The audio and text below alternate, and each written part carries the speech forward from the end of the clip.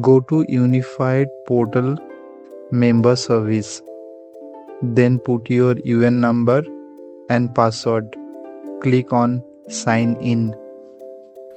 Provide the OTP number here and click Submit. Now go to Online Services. Click on Request for Transfer of Account. Now scroll down and provide your UAN number in the box. Click on Get Details.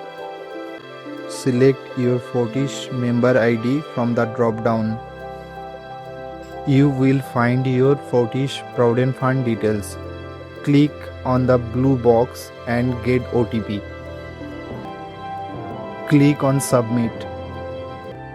Click Track Status.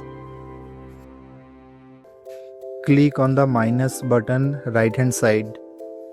Now open the downloaded PDF file.